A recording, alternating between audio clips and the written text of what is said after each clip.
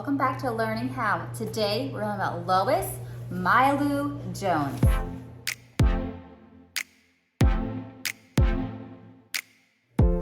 Jones was born in Boston, Massachusetts in 1905. Her father was a building superintendent who later became a lawyer as he became the first African American to earn a law degree from Suffolk Law School. Her mother worked as a cosmetologist. Both of her parents encouraged her to draw and paint using watercolors during her childhood. Her parents later bought a house in Martha's Vineyard, where Jones met those who had influenced her life and art. Jones's career began in the 1930s, and she continued to produce art until her death in 1998. She was 92 when she died.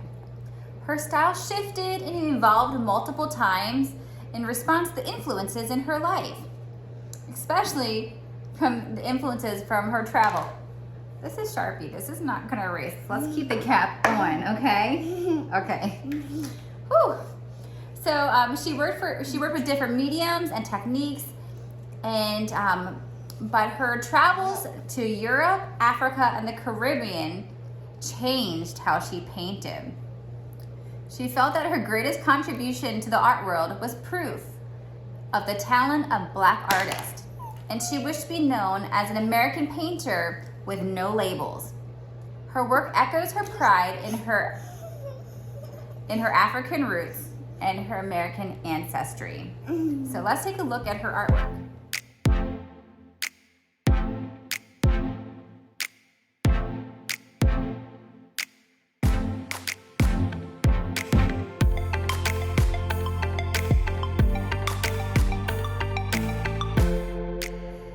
Jones's work is really fun and really cool, and you see it's very colorful and vibrant. If I draw a mustache on your face.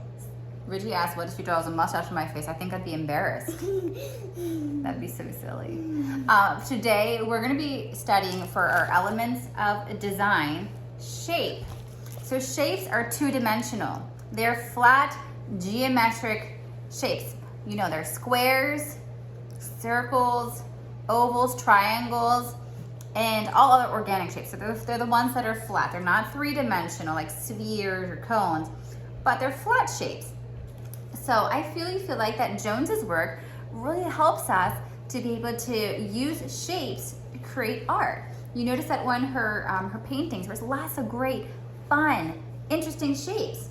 So today we're gonna take terracotta. We have terracotta pots and these little plates that they go on, and you're going to be able to paint your own terracotta pots using shapes.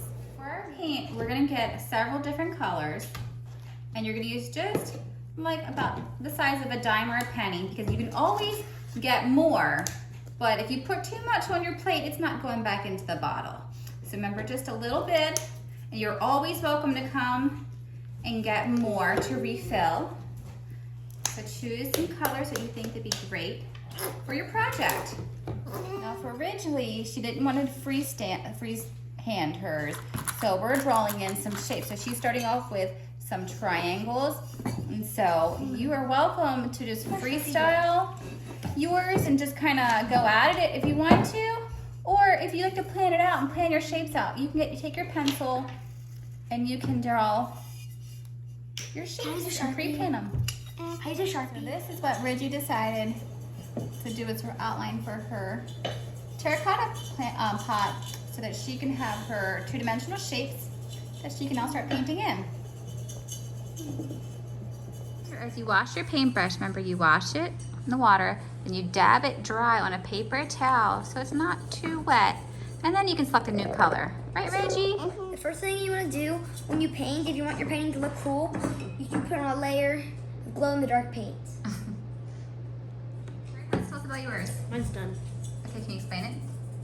A bunch of different shapes. I mix the paint to make it look interesting. But it does have glow-in-the-dark paint on it. That's The thing okay. about glow-in-the-dark paint is it also glosses up your bowl and dries really fast. I've just finished putting on a layer of the glow-in-the-dark paint. It's actually invisible, but you can see has a little more shiny than a regular pot. It's because it's invisible. For mine, I made an Among Us one. So you have glow in the dark There's piece the in the back. button. So those are Red nice. is always sus. So those are nice shapes. Yeah, it's squares and rectangles, and squares and squares, and squares, and circles and squares, and circles. Josiah, tell us about yours. So mine is like a mixture of like some like blue, red, orange, and yellow and blue. So you used rectangles, circles, And stripes. yeah, some little circles like dots almost, some stars, Yes. and then he did a J for Josiah and King because he's King Josiah, right? Yes. Here's the star Reggie. Don't mind all of this stuff over here. That is your guys' stuff for learning how this year that I just haven't found a place for yet. But here's your star Reggie because she worked so hard on hers. Reggie, tell us all about yours. Yours is a little bit wet, so we probably can't move it. But I can do it like this. So she has this plate that she made. And I with some made jewels. some dots. I made some dots. Some dots, so some circles, some triangles, rectangles, do some semicircles right here. Inside Some stars. Inside is the rainbow. Inside is the rainbow. Good job, buddy. You worked so diligently on this one, didn't you? Good girl. Subscribe to our channel and give us a big thumbs up.